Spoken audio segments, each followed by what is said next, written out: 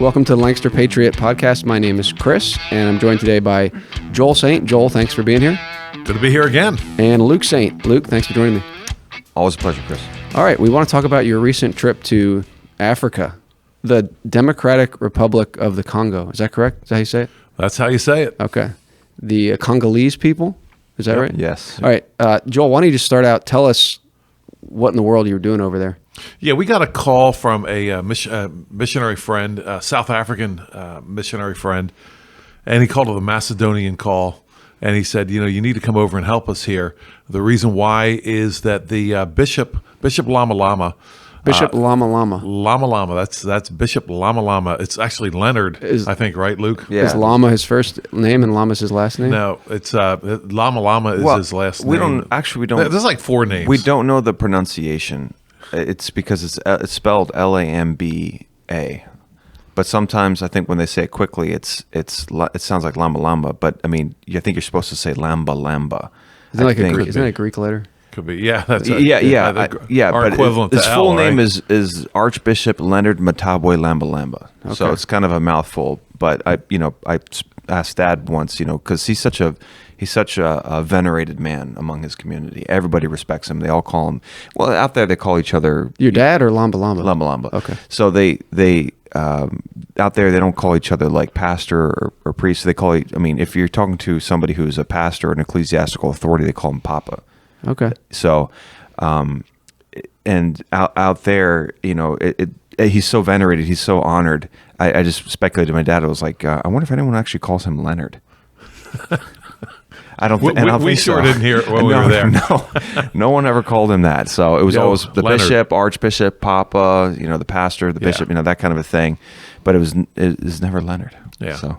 Okay, this would have been an unusual call, and I was thinking about this later, Luke. I don't know if you've ever heard of this, or Chris, you have, but this was a call not to do what we would call standard mission work, if you will, but to educate potential members of Parliament, potential members of actual members of Parliament. Yeah. Some were members and some were running, and perhaps other positions as well.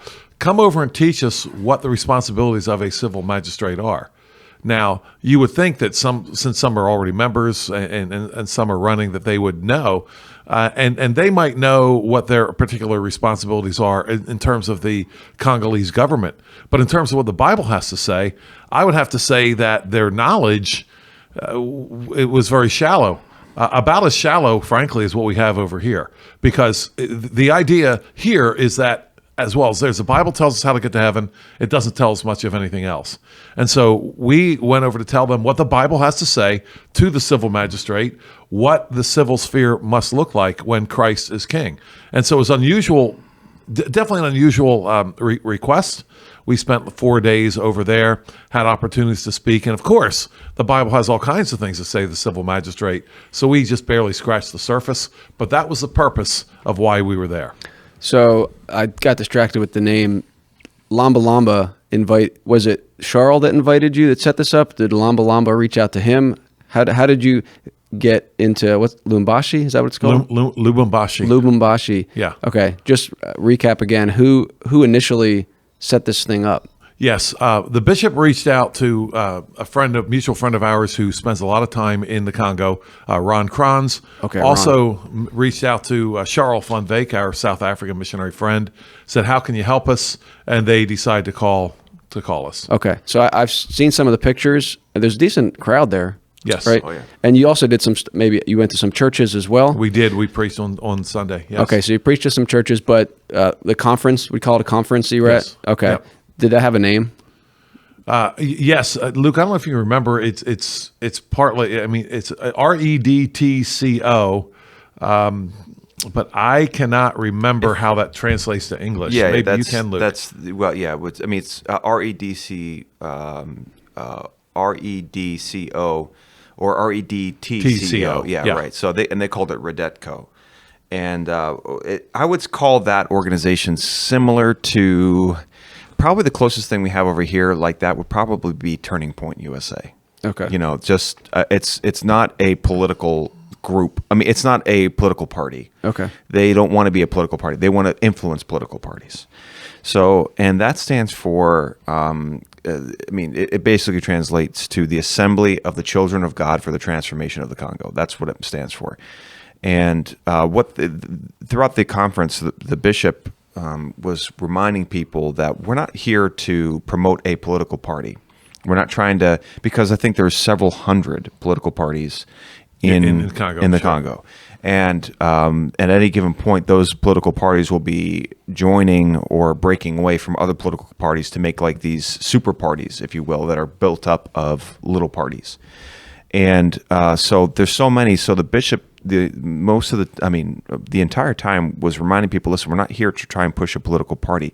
We want you guys to be Christians in your political party. We want you to promote biblical ethics and biblical law inside of your political party. We're not trying to push like a particular party. So that was one of the purposes of the conference, that this bishop was trying to use Christian political science to put into each political party that every person there was associated with.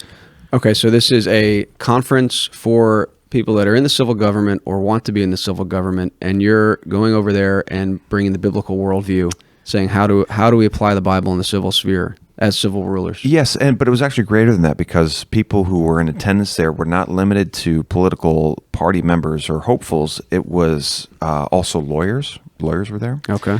And pastors were there.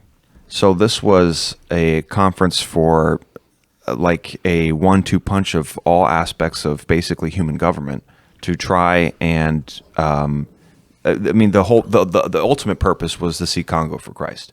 And so all of these people were involved in that. The pastors, the lawyers, and the politicians are all involved in that, and they want to see Congo for Christ, and that's why they were all there. But yes, the main purpose was to train all the leaders, because one of the things, and I wish I would have said this more at the conference, but there's definitely something to be said for the pastors being there, because a huge problem that the politicians are facing, and they talked about this, was one of the biggest points that they had throughout the entire conference, or the biggest questions was, what do we do about the people that we're from whom we were trying to get a vote, but those people say, well, give me some food, or give me some money, or give me a gift, do me a favor, because that's a huge problem out there. They want something in return for their vote. They're not just going to vote for you out of principle. That's a problem with the population. They're like, okay, you want my vote? What are you going to do for me? Sounds similar. I say unlike us here, of course. Yeah. Well, for us out here, it's more programs. Like, what program are you going to create? We do ask that question. Everyone asks that question. What are you going to do for me? But whether they gave me food or not is kind of irrelevant. I don't need something in my hand, but I think the Congolese were more focused on, I want something in my hand right now. I want to guarantee that I'm going to get something from you. And they said, because a lot of those people were poor, the candidates were poor. Like, I don't have money to throw at these people, there's a huge problem with Islam coming into the Congo, and, from the north, and they got a lot of money, so they can throw gifts at people and buy the votes. Right. Whereas these poor Christians are like, we can't do that. So what do we do about that? And that's where the pastors come in. The pastors, and I talked to our translator, Silas, who's also a pastor there. They're all pastors of big churches out there.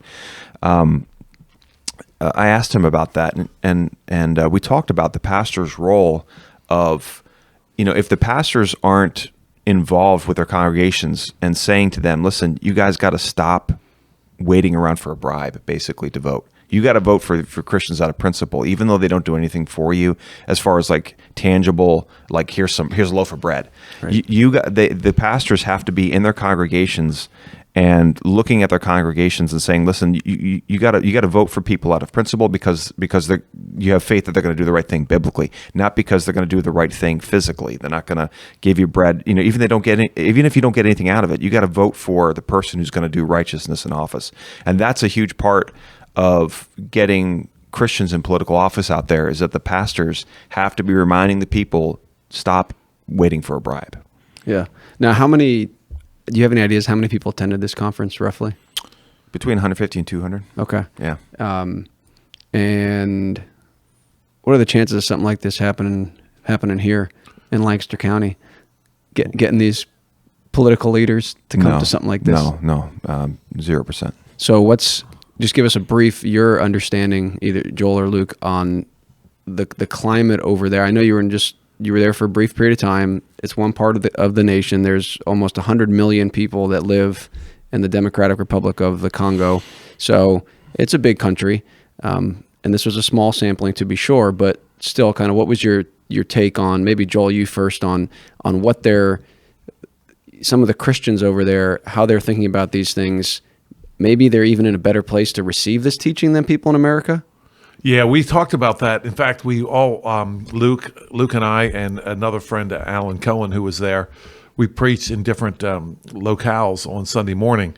After we were finished preaching, we got together and we're just debriefing a little bit, and it turned out we didn't preach the same sermon, but we all talked about the idea of a Christian nation. And we just took a step back as we were talking about it for a moment, and the realization came to us, Chris, that you can talk about a Christian nation in the Congo a lot more than you can here. I mean, you see everyone clutching their pearls, even in Christian circles, like, oh, I don't know if we want a Christian nation. I mean, the tremendous benefits of Christianity to the nation, and they're not sure if they even want it. But they can talk about it. And I have to wonder, in fact, I asked aloud, and I suspected aloud, if you will, when I was preaching, that the grace of Christ may be leaving the U.S. of A. I mean, we've turned our back on it. Let's face it. We've told God we're better off without Him for a long time. We've said that. They, on the other hand, realize that they are an extremely wealthy nation underground. We can talk more about that later, I'm sure. But they're very poor above ground. Why? Why is this? And they understand they have problems and there are things that are wrong. They get that. The challenge is Congo declares itself to be like 80% Christian. But what does that mean? Just say I'm a Christian. What do you mean by that? And when I went there, I talked to Charles, our other missionary there, and he said, they respect the Bible, but they don't know what's in it. So our huge task is to actually teach the Scriptures. We see a problem with that all throughout the Old Testament, all throughout the Bible, actually, not knowing what's in the Bible. Christ saying even to the Sadducees, these educated people, you do err not knowing the Scriptures nor the power of God. So you have people that know they have a problem, but Chris, that's only part of it. You got to know the solution.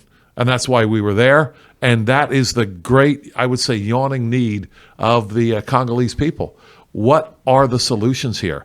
They're used to the solutions that Luke talked about. What can you do for me? I remember seeing about this in South Africa here years ago. The African National Congress came along, and they had a promise, and it was, we're gonna fix your roofs for you. You elect us, we'll fix your roof. Well, all you have to do if you're in power, then you're not going to fix anybody's roof. You'll lose their allegiance if you do that. All you have to do then is come up with excuses why they haven't quite done it yet when it's time to run again. Vote for us, and this time we'll fix it. If you can sell them on your excuse, and you can stay in power forever if you can just keep on selling them on the excuses, if they want to be grasping instead of principled. Yeah. Well, I think this is a great example of you guys going over there and seeing, hey, what do we do in this nation where people want to apply the Christian principles? And a lot of times people here are like, well, this is never going to happen. There's never people that are interested in applying the Bible to the civil sphere. You guys that talk about theocracy or theonomy, it's, this is just a pipe dream. It's useless stuff. Yeah. But we see here, yes, there's people that great point that want to, and we've talked about Uganda before on this podcast. So, and we talked on our last podcast with John Leach, who's a little bit south, just south of there, and we've talked about Islam coming into there. I would imagine it's probably even more in the Democratic Republic of Congo.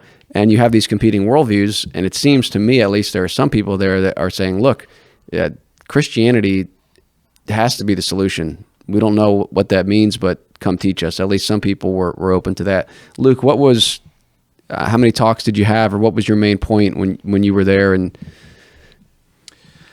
let's see. I think I had 3 talks. I think when we were over, I think we each had 3. Yeah, three talks, and they took us to different churches for a Sunday sermon. I was really trying to talk about foundational issues. One of my main points was every hill you die on has to come back to a Bible verse somewhere.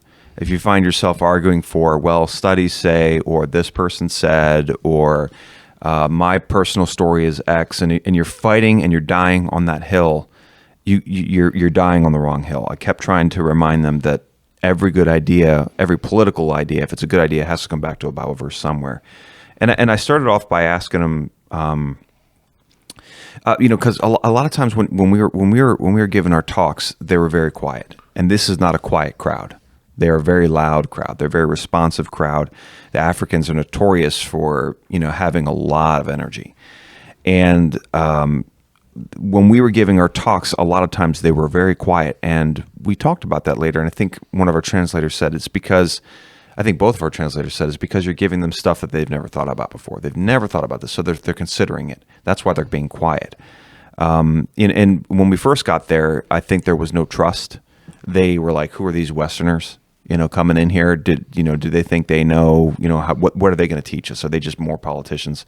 I think there was just some distrust there. But after a while, they started to trust us when they started to realize that we were not trying to give them political techniques of how to outsmart your opponent, but we were trying to really bring them back to the Bible. We were quoting scripture all the time and giving biblical illustrations, and we were just trying to tie their minds or anchor their minds biblically, foundationally. That's what we were trying to do. And the first thing I said to them was one of the most important things I tried to communicate was, the point for my book, and that is what's the purpose of man? Okay. This is your book, The Sound Doctrine of Theocracy. If you don't have a copy, go get one. And so that was the first thing I hit them with. It's the first thing I hit people with in my book, but it's the first thing I hit them with was, what's the purpose of, this cell phone? And they said communication. And I said, okay, if I didn't know the purpose of a cell phone, would I be a good president of Verizon? And they said, no, you wouldn't. I said, what's the purpose of this table? And they said, well, to hold things or, to be a place where you eat. And I said, if I didn't know the purpose of a table, would I be a good table maker? And they said, no. And then I said, what's the purpose of man? And they were silent. And I said, if you don't know the purpose of man, then you'll never be a good magistrate. If you don't know what we're trying to accomplish, what the purpose of mankind, what the purpose of justice is, if you don't know what the purpose of mankind on earth is, you'll never be a good civil magistrate. And that was the first thing that I told them. And I think, they were very quiet for that one. They were very quiet. And I think later one of the attendees said that she found that valuable. But that was the first thing I hit them with. And secondly, I kept reminding them that all of your good ideas, especially for magistrates, have to come back to a Bible verse somewhere. So for our listeners who have not yet read your book, I stress yet, what is the purpose of man?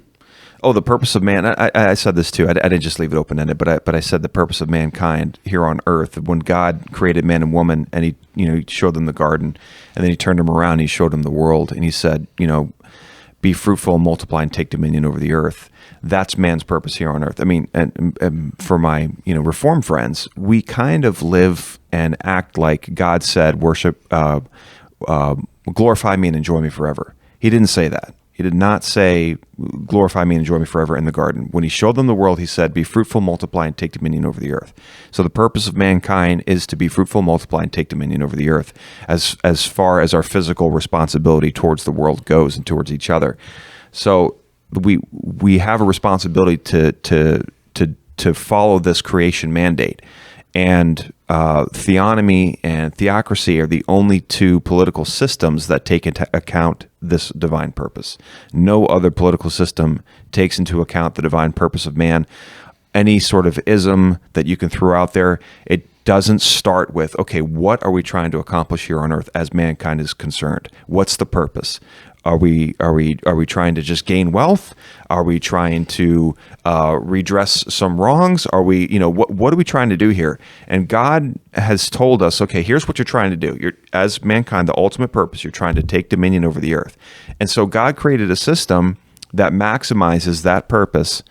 And I've said this before on this podcast too, but I'll say it again. But God gave us a system that maximizes that purpose and allows us to operate freely to accomplish that purpose without getting in the way of that purpose. All other all systems by mankind, at some point they get in the way of that purpose because they start introducing their own law, their own rules, their own purposes. So then they start fighting against that purpose. And I was trying to show the people of Congo that if you don't understand the purpose of dominion that God has given us, you will never be a good magistrate. You'll start fighting against that purpose, and when you start fighting against dominion, that's when you get into the realm of injustice. Yeah, and that's a great point in your book, The Purpose of Man, and how that applies to the civil sphere. And of course, you don't just have to go to Luke's book to find that. You can go to the Bible, which lays that out, and that's kind of Luke's point. The Bible lays that out in Genesis in the beginning. So, Right. Well, Joel, let's just keep going with this. What were kind of some of your main points over there? And then let's keep interacting with what you guys thought of your trip and any application we can make here. Sure. We all followed up on Charles' opening address, which was the Ten Commandments. And he talked about the fact, he said, he said we Africans, because he's African, he said we Africans like to say that we're good, we're okay. He said, well, let's go over the Ten Commandments. And he went one by one by one, how in the continent of Africa they are being broken. First commandment, no other gods. I'm the Lord your God who brought you out of the land of Egypt, out of the house of bondage. No other gods. And he talked about the fact that they have the ancestor worship thing going on, and they're battling with that, and how that is that's violation of the first commandment. Second commandment, no graven images. They have a problem with that there. And he just went through. And then the second table, adultery, kill, stealing, and so forth. And of course, in a socialistic system, which they have, that is institutionalized breaking of the thou shalt not steal commandment. It's institutionalized. And so a lot of us followed up on that. And what I was able to talk about was I had one talk where I said, you don't belong here if. And I won't go over the whole talk, obviously. But I said to him, I said, if you're here as a Christian civil magistrate, you don't belong here if you're in it for personal attention and popularity. You don't belong here. You don't belong here if you love a bribe. You don't belong here if you are out to enrich yourself. And of course, I went to Exodus 18, where Moses, Jethro clearly says to Moses, just 3 qualifications really for the civil magistrate: from among your brethren, fear God, hate bribes. What a simple formula for godly civil magistrates. And I talked to him about the fact that we're not talking about taking a position against bribery. Like, I'm running for office, and I other people take bribes, but not me. I'm against that. My opponent, on the other hand, no. We're not talking about a position here. We're talking about an emotional hatred of bribe taking. And I talked about the fact that in America, I said, you can get elected to a powerful position and not be that wealthy, but you're going to be pretty wealthy by the time you get out, because you learn how to squeeze other people. And I said, if you're in this to squeeze your neighbor, you don't belong here, because people will say, well, that's what a Christian civil magistrate does. And you shouldn't even be here. You shouldn't even pretend to be a Christian at all. And I said, you know what? I said, you're in there to do justice. And if your neighbor gets wealthy and you don't, because you're administering justice, that's up to God. That's not up to you. You do your job. And again, like Luke's saying, I mean, there's a lot of this talk. We're pretty quiet when we were talking about these things, because it's based on bribery there. It's based on gifts. We'll get into this, but we're driving down the road, right? And all of a sudden our driver, Pastor Samuel, gets stopped by a uniformed guy, right? And we're sitting in there, and us guys from the West were just in the middle of traffic. Yeah. The guy made a beeline right for he wasn't like stopping everybody. Yeah. He made a beeline right for our van. He was just on foot? On foot. Just Okay. walked right through traffic, towards our van. Yeah, Okay. Everybody walks through traffic there. Okay. It's not something they don't do. They definitely do it. Walked right up, and they're talking in French to each other. And our driver reaches into his pocket and pulls out a couple thousand francs and gives it to the guy. When we drive home, like what's that? And it was like, well, that's what we do. We said it's a bribe, right? And our translator, Oscar, he's kind of a funny guy. He goes, we prefer gifts. Yeah. We give gifts. Yeah. And I asked Oscar, I said, did he do that because he saw a white guy in the car he knew could get some money out of him? He said, yeah. That's how they operate there. And so we are challenging the entire mindset. And the mindset is exactly opposite. It's people who don't fear God and who love a bribe. Right. And that's what it's based on there. And so we're challenging that whole point. And again, during my talk, there was one of my earlier talks. It was kind of quiet. Yeah. Now, did any of the native Congolese give talks at this conference as well? No. It was all. Okay. It was all either three American. Charles. Well, actually, no. I mean, that's true. Well, I guess Bishop Lamba, he talked. Yeah, he talked a lot. Lamba talked. Yeah, he talked a lot. Did they translate it for you guys? Most of the time, not always. What was one of Lamba's points? Boy. Well, I think his was more of encouragement to listen to what we were saying. To listen to you guys, okay. Yeah, I would say that, Luke. What would you say? Well, I mean, I said one of his points earlier was to remind people that we're not trying to push a political party. Right, he did say that. He was reiterating that point. Some other things he talked about was, he would talk about things like long-term strategy. We're trying to see change over a long period of time, and he also talked about strategic things like, if you get into political office, then help somebody else get into political office. And he would say things like, perhaps you run as a Christian and you lose. But one thing that Charles kept saying, and the bishop took this up too, was that the pagans want Christians as employees because they're honest and they're trustworthy. The Christians have a reputation in the Congo of being trustworthy. And so they said that even though you might lose in your political race, if you run with integrity, a political officer might see you and be like, I want that guy to work for me. I want him in a position under me, working with me because I trust him. So, they were talking about things like that. Even though you don't win, you still might get a position because of your trustworthiness. Yeah. Joel, you mentioned they're socialistic. I mean, their system of government, would it be similar to what we have here? Would it be any major differences over there? Yeah, I would say perhaps a more graduated form, if you will. Again, the idea is, and this is such an attack on production, and this is, of course, a personal frustration of mine, because the idea of production is almost like a no-no to even talk about here in the U.S. If you're talking about production of goods and services, it's almost like, oh, you've abandoned the gospel. But to Luke's point, in the very beginning, God, the task was tend and keep this garden. In other words, increase the productivity of this garden here. Make sure it produces. Have dominion over the earth. That is production. And so I really wanted to show the demarcation, if you will, the difference between dominion and domination. You're going to have one or the other. You're either going to have dominion over the earth and its resources, or there's going to be domination over other people. We see this. For example, Adam and Eve got thrown out of the Garden of Eden, and the dominion became harder. And so instead of dominion over his own goods, Cain, domination, kills Abel. And I talked to them about socialism directly. And even some of the folks there said you might not have gotten away with that earlier on. Later on, they I suppose trusted us a little bit more. But I told them, I said, listen, this is based on a violation of the 10th commandment. It's totally based on coveting your neighbor's goods. When all you do is covet your neighbor's goods, then you yourself will not concentrate on being productive. However, if you say, you know what, okay, my neighbor has goods, how did he get them? I'm not trying to get my neighbor's goods, but I'm going to try to be productive myself. Now we can concentrate on being productive. That is what they need there, Chris. They need that with all the natural resources that they have. And I mentioned them. I said, if you still have people that want bribes that are running your country, you'll never be productive. It doesn't matter how many natural resources you have. All you'll do is try to take away your neighbor's stuff. That stops you from being productive, and it punishes your neighbor from being productive. And I did hammer. Luke, I don't know.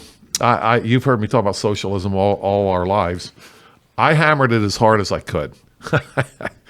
I tried to leave nothing on the table to people that know nothing else but socialism. Pretty much, which is where we're headed here, I would say. Yeah, you think it's worse there than here? I would say it's more graduated and more What do you mean accepted. by that? Meaning it's just normal there. Somebody becomes wealthy, and then it's just like that guy that stopped us. You're going to have all these government agents like just buzzing around looking for a piece of it, and then you don't. It takes away your incentive to do so, which is heartbreaking, frankly, Chris. Because when we were there, we saw the mines.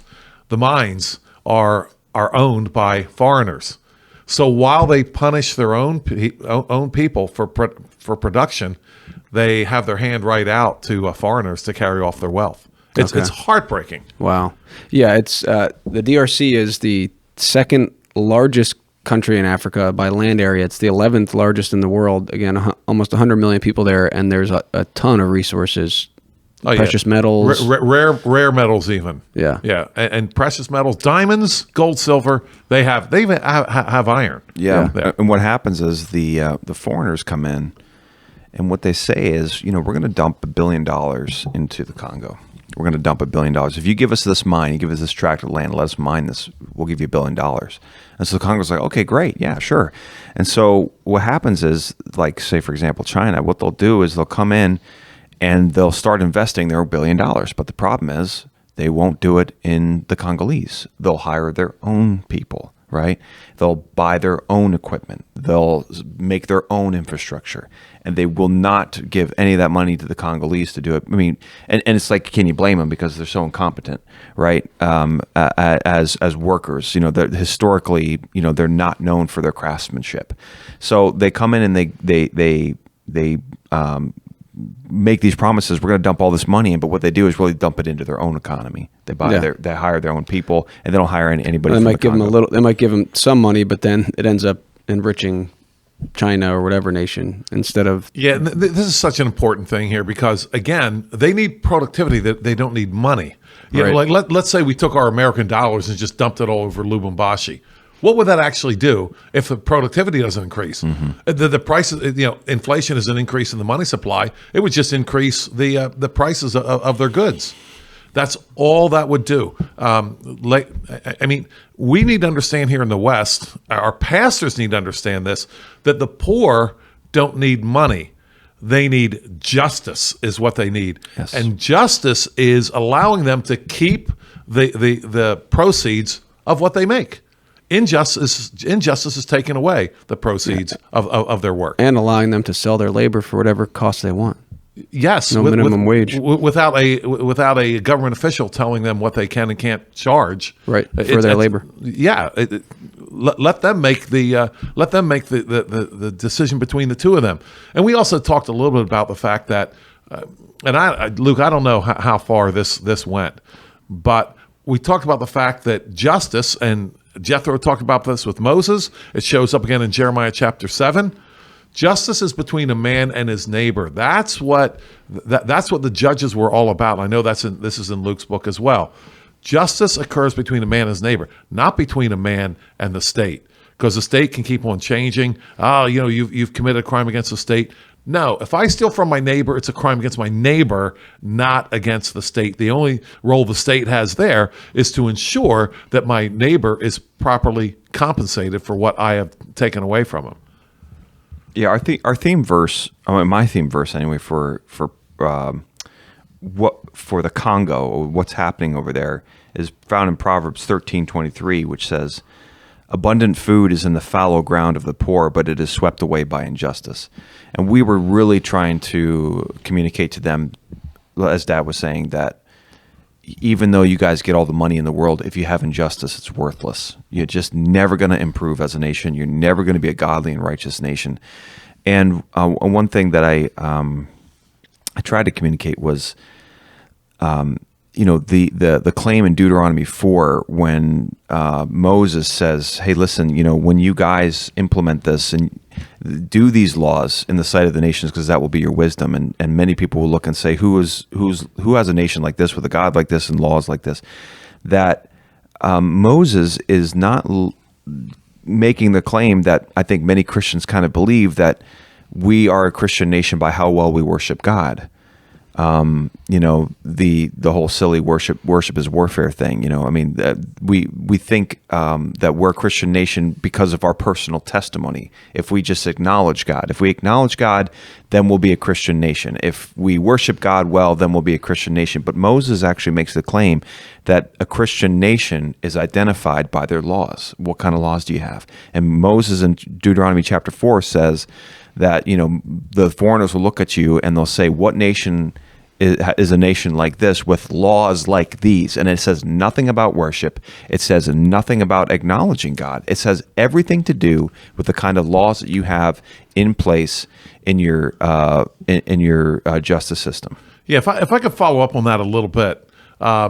We get charged as theonomists constantly of abandoning the gospel. Mm-hmm. You just need to preach the gospel, right?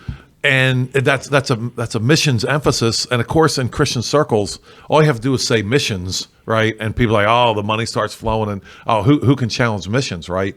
And I have brought this up in the past. I'm going to bring it up again to say that I believe the first missions passage in the Bible is what you just mentioned. I believe this is the very first one. Now, you have God saying to Abraham, in you all the nations shall be blessed. That's a statement of fact. But in terms of the first method of missions in the Bible, how's this going to happen? How are the nations going to be blessed? I believe is in that particular passage. He says, therefore, as you mentioned, he says in Deuteronomy 4, I've given you statutes, judgments, as the Lord commanded me. Be careful to observe them. This is your wisdom, your understanding of the sight of the peoples who will hear these statutes. And they will say, surely this great nation is wise and understanding people. As you mentioned, what great nation is it has God so near to it?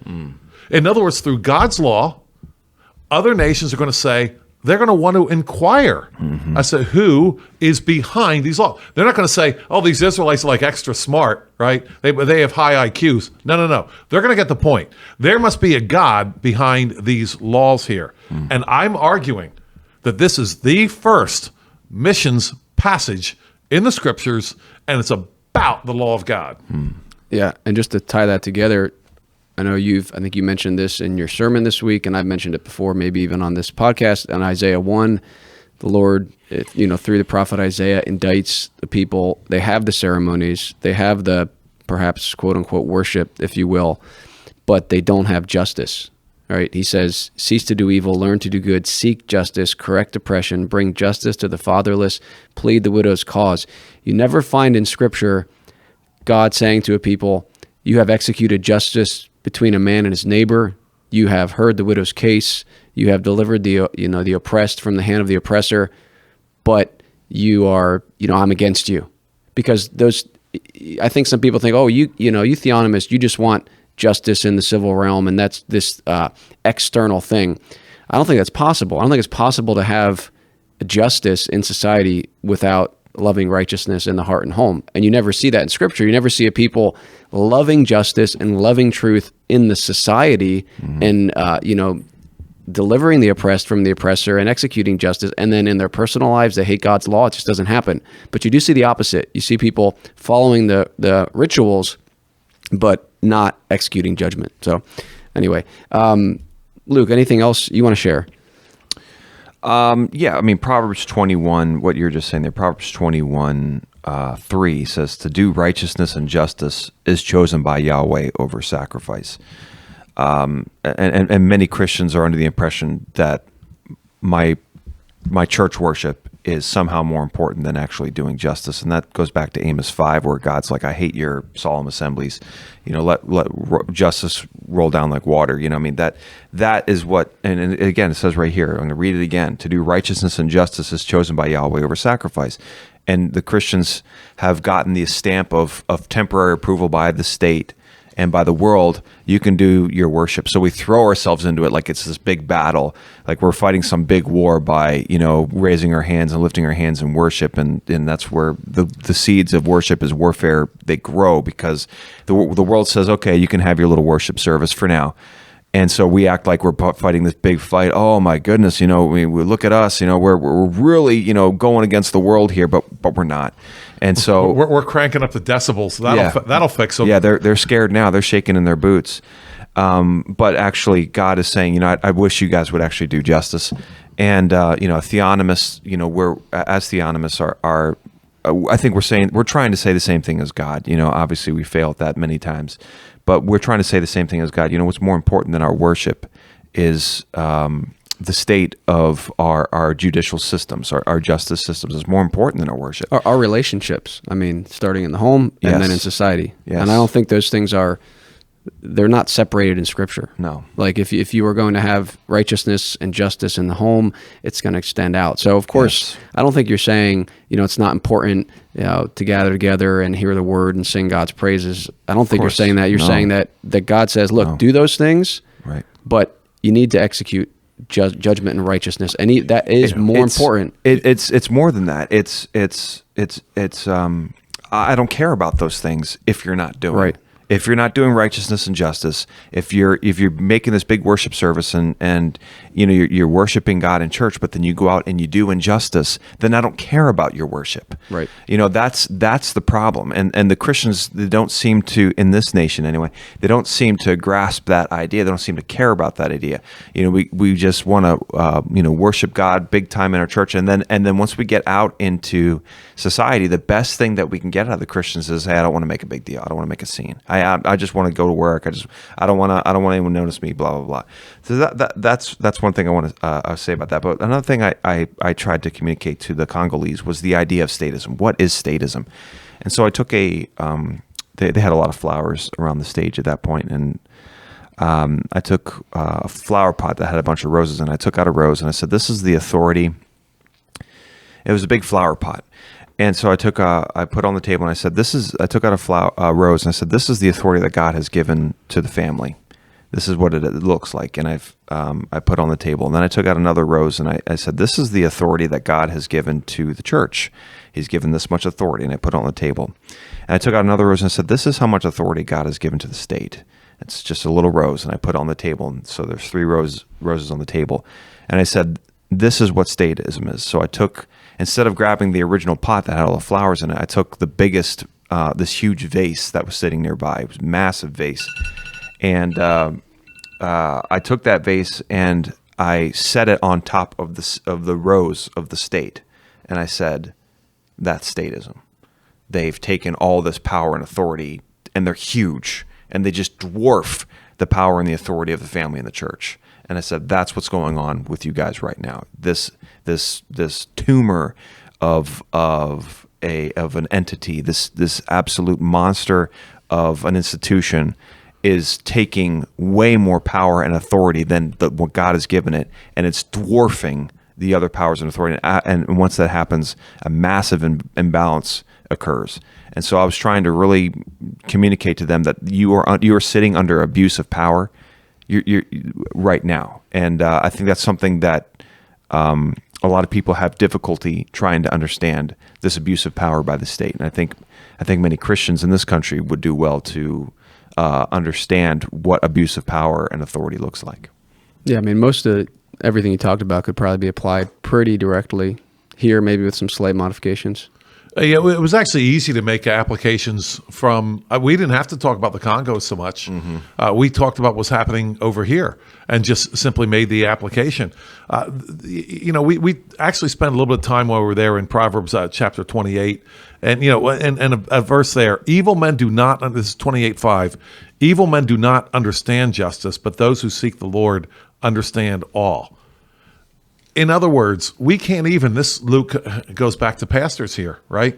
Think about it. Do we want evil men in power to understand justice? Oh, if we just send them another letter or whatever. No, they don't understand justice. How are they going to understand justice? That is going to be the job of the clergy. That's going to be the job of the pastors, to educate people as to what justice is and help them understand justice. Who understands justice? We know. Those who seek the Lord understand all. Mm-hmm. And there is no, I mean, our dear Christian friends who want to tell us we're abandoning the gospel. And my question to them is, well, how do you love your neighbor? Please tell me how you love your neighbor and abandon justice at the same time. Mm-hmm. I want to know the answer to that. But that's what we're being asked to do here, Chris. We're being asked to abandon justice. No, don't talk about that. Oh, what's the greatest commandment? Love the Lord your God with all your heart, soul, and mind. Okay, good. And what the second one's like it? Love your neighbor as yourself. What does that possibly look like while you abandon justice? Right. Now, before we came on, Luke, you were talking about, I think, a great illustration or a horrible illustration of evil men not understanding justice. And I think your brother was speaking before the civil magistrates. Yes. Just briefly kind of tell, that's an example, right? Would you say of people that they don't understand this, they don't care? I hate watching the city council meetings, the school board meetings where, it's often, the title of the video is, mom owns school board,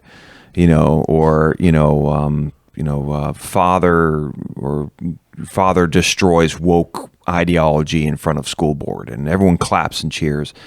And, and these people get up and they make these big speeches, and they're really good speeches, and they bring up a lot of good points. They're 100% correct. But the problem is the school board just goes, next. That's it. Just next. We don't care. We don't have to care about, and this is the great American experiment. This is our government system where people bring their, representative democracy, where people bring up their concerns, and for every legitimate concern you get a ridiculous concern, like the paint in the parking lot, it's too close together. And so the people, the school board's just like, everything. Next.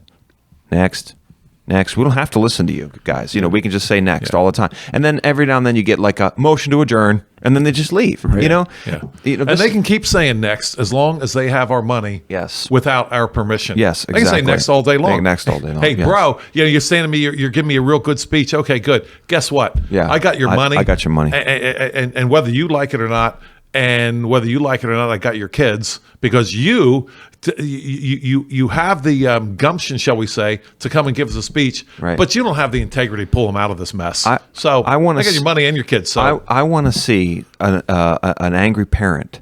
What I want to see is an angry parent at a school board meeting where they're trying to implement, overtly, transsexual or homosexual or sexually perverted, curriculum into the school. I want to see a parent, instead of addressing the school board, I want them to turn around and address the parents and say, this is your fault. These people are politicians. They're going to act like politicians. They're not going to change. They're not going to listen to us.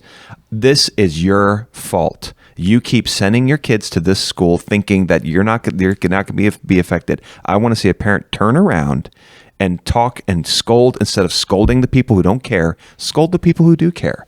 And scold the people who are concerned. Scold the people who do have a dog in the race. That's what I want to see. But speaking about my brother in front of the Harrisburg City Council, he gave a really great speech, and he challenged them with, what are you guys doing about abortion? You're going to answer to God. Right. Which is good to do that. Yes, it's great. It's a great thing to do. But I'm so frustrated with the political system. Once they get into power, it's just hard. It's just so difficult to get them out, and they're gonna legislate ways to keep themselves in power. And Wyatt gave a really good speech, and he challenged him, and his pastor came up after him, and he challenged him too. And then just the response is next. Right. And that's our great experiment. That's our political democratic republic. This is called democracy, where we give our complaints and the politicians just don't care. And that's what we call democracy.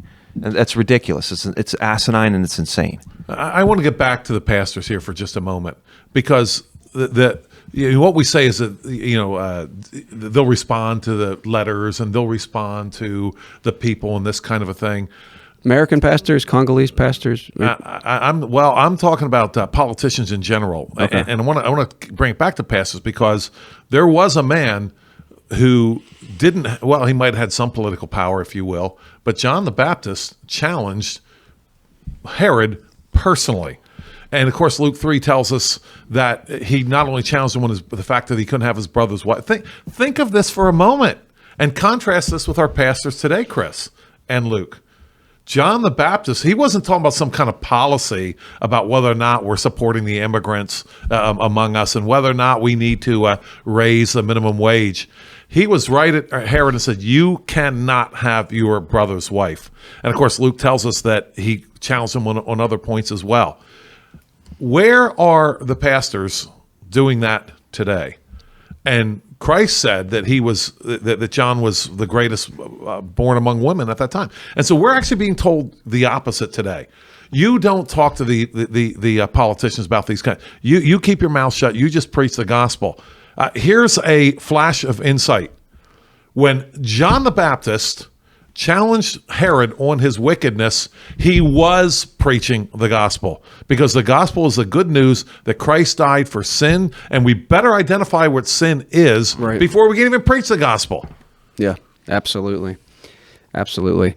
We have a few more minutes here. I do want to talk about, well, real quick though, Archbishop Lamba Lamba. I mean, is kind of over that whole city. That, like, he's pretty high up in their ecclesiastical structure. Personal friends with the president of the Congo. Okay. Is the capital where you guys? Is that the capital where you were at? No, we're not at the capital. Capital's on the west side of the Congo.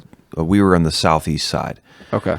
But he's a very influential person. He's bishop over 1,000 churches, and that's not just limited to the Congo. And that goes all the way down to South Africa. Oh wow! And so he's a very connected and powerful person. What denomination is it?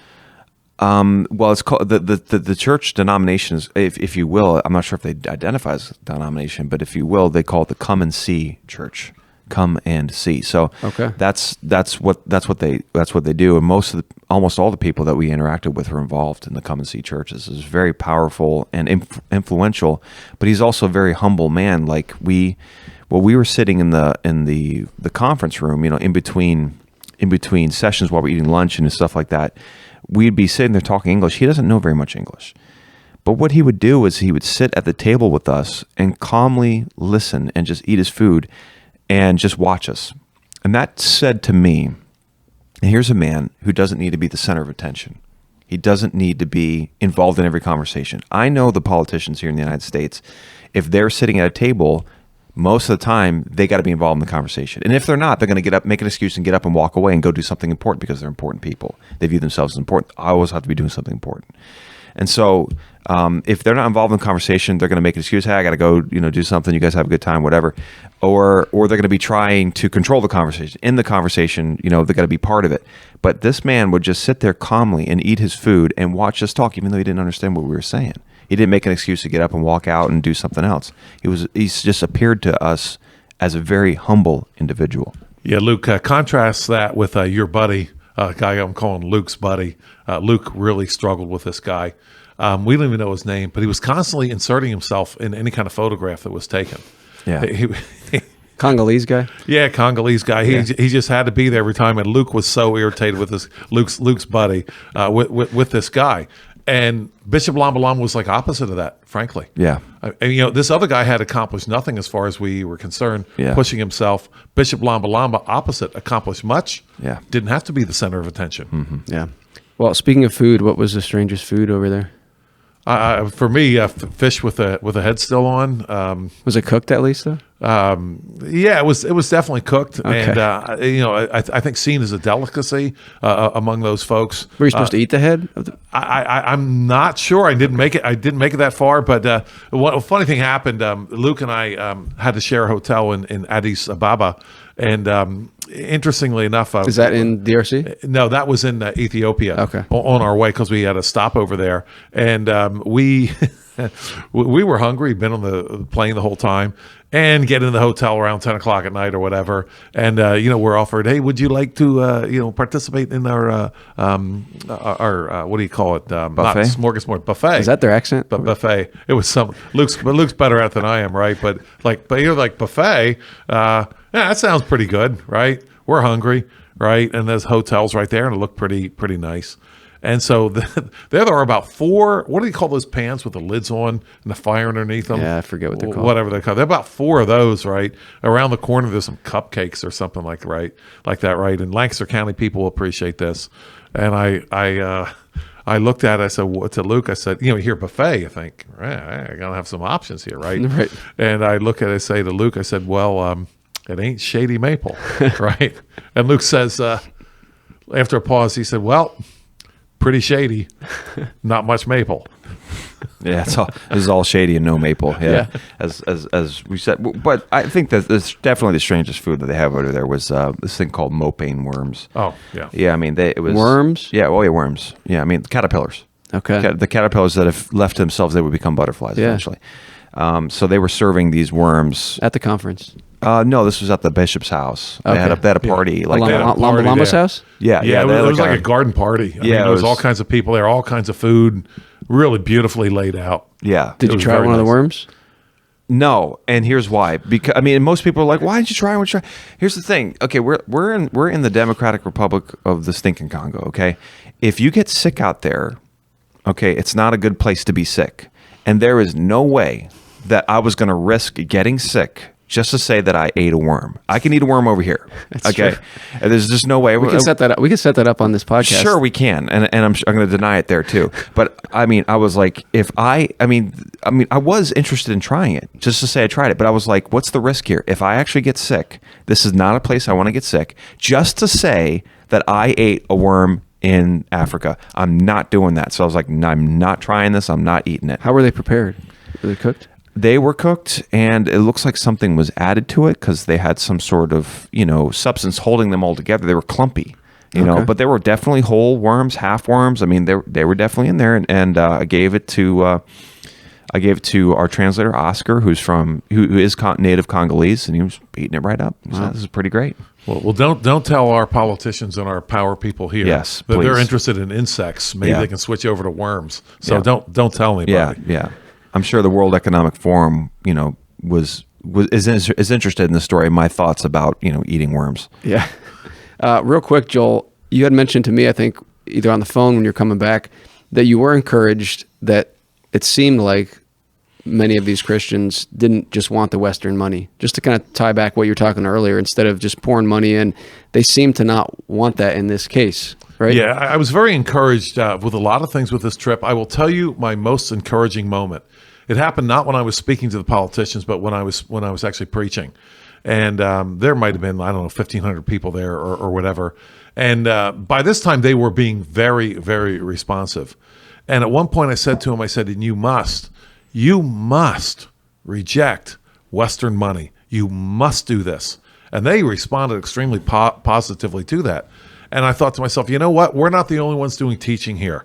There's other people doing some teaching, which encouraged me greatly, because most of the time, and that was one of the things that we had heard about them, that they distrusted us at the very beginning. They thought that we were going to come from the West and say, you know what? We're here to help. And you'll never climb out of it unless you take our money, and we'll teach you and show you how to do it, which, of course, is doing them no good at all. They responded very positively when I said, you must not take Western money, no more money from the West. And that was actually, Chris, that was my most encouraging moment. You said that was in the church? In the church. You said how many people did you say were there? About 1,500 people. Okay, that's a good size. Yeah, and they responded This was the come and see church? Yes. That was the bishop's church. That was Bishop Lamba. Yeah, his main church center. You didn't get to speak at that church, Luke? I spoke at a different church. Okay. Yeah. Still a come and see church, but not a different one. There, I mean, I went to 3 churches that day. I didn't speak at each one, but the first church that I spoke at was about 700 or 800 people in there. The second church that I went, I saw Alan.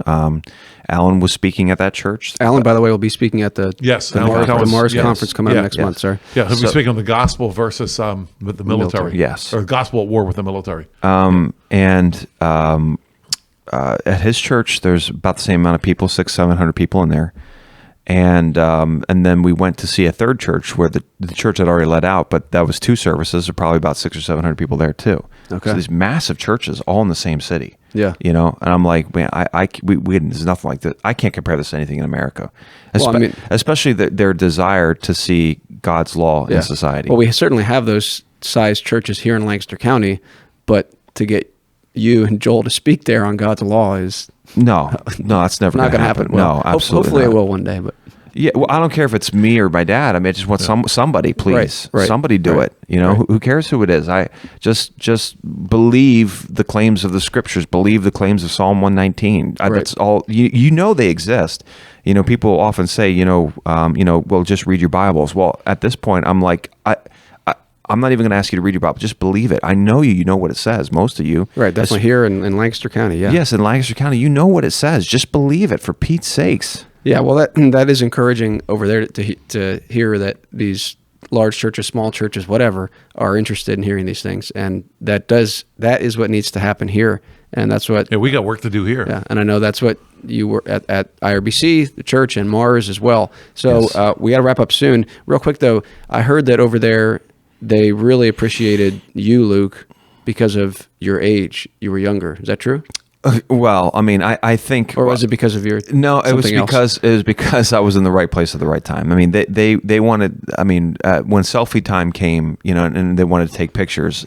They didn't discriminate. They wanted pictures with everybody. Okay. And so there was a time when we were in the conference room where I was just kind of standing close to a crowd of younger people, and then they started wanted to take pictures with me. And then Charles, I'm talking to you. Charles from that was like, "Oh, Luke must be a celebrity." No, I was just standing close to them at the time. Okay. That's what it was. If it was my dad, they'd be taking pictures with my dad. Okay. If it was Alan, they would have been taking, or Charles. It's just like, oh, there's a foreigner. Let's take pictures with him. Okay. So that's all that was. Well, I'm sure they still appreciated your teaching, and you got some of your books out.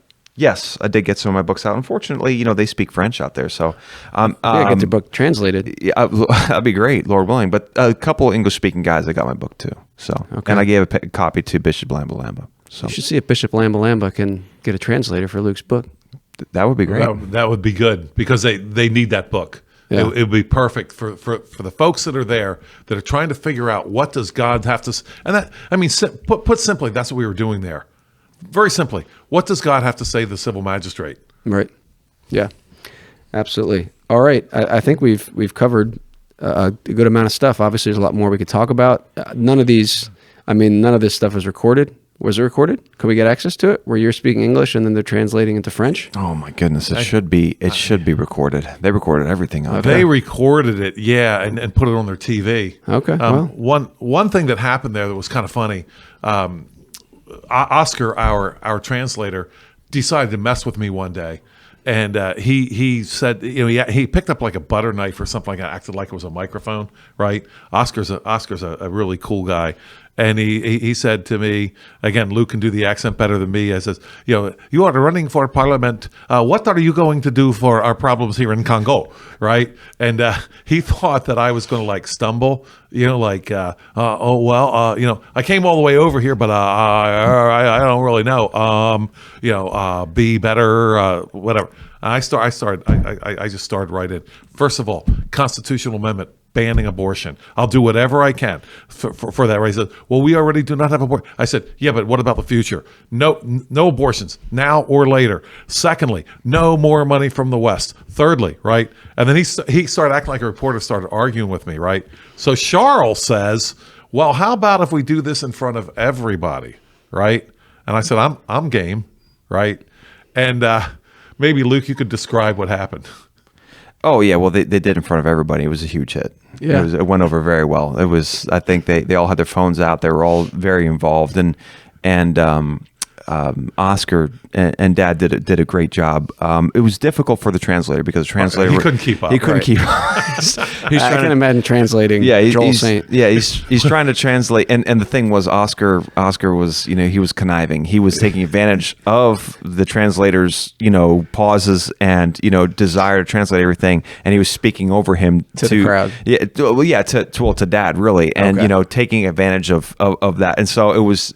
I was laughing so hard. I just thought it was so funny that this Oscar's a little smaller in stature was just like a pit bull. I mean, it's just total pit bull, and it was a very hilarious exchange. And even as much as the Congolese missed with what they understood with the body language and through the interpreter, they were just going wild. They loved it. Wow.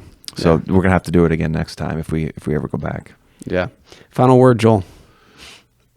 An unjust man is an abomination to the righteous, and he who is upright in the way is an abomination to the wicked. Proverbs 29:27. it's time we understand Proverbs 29:27 and realize that we as pastors, our job is not to have our pictures taken with unjust, wicked rulers, but to understand that there is a problem between the two. And that problem goes all the way back to the Garden of Eden, where God put the enmity between the seed of the woman and the seed of the serpent. I've mentioned before, when I've talked to a lot of different Christians about this, I'll say, who put the enmity, which is a strong term for hatred, between the seed of the woman and the seed of the serpent. And I'll usually get, well, Satan did that. No, God did that. God is not making peace with the wicked now or ever. Yeah, well said. Luke? We have a lot of hope for what's happening in Congo. There have been many times in Christendom where you have these great successes, but then they go back to their vomit. The dog returns to its vomit later. That happened with Cromwell. They got this new form of government which was superior to the monarchy, and then they went back to the monarchy later. And they were basically doing a republic before it was cool, but then they got rid of it. We have a lot of hope for, even though they might not see success in their elections, we have a lot of hope for the hearts and minds of the people that they want to see the Congo for Christ. And Proverbs 21:7 says, "The destruction of the wicked will drag them away because they refuse to do justice." So we have a hope that the wicked will fall into their own traps. The wicked will stumble over their own feet, and then the righteous will pass by safely. And that's our prayer for the Congo. Amen. Amen. Well, if you want to hear something along the lines of, something along the lines of applying the Bible to the civil sphere, go to the Future of Christendom conference, futureofchristendom.org. Right, and Charles spoke at this. Was Charles in at the conference? Yes. Okay, so you'll hear from Charles, from Alan Cohen, from Joel Saint. Maybe not from Luke Saint. We'll see. Maybe someone gets sick, eats some worms. Hopefully that doesn't happen.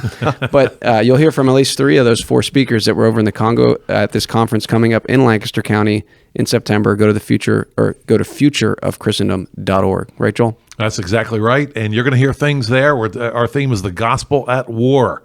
And really, we're talking about the fact, in fact, Matt Truella called me up and said, "What do you mean by the gospel here? I want to be sure."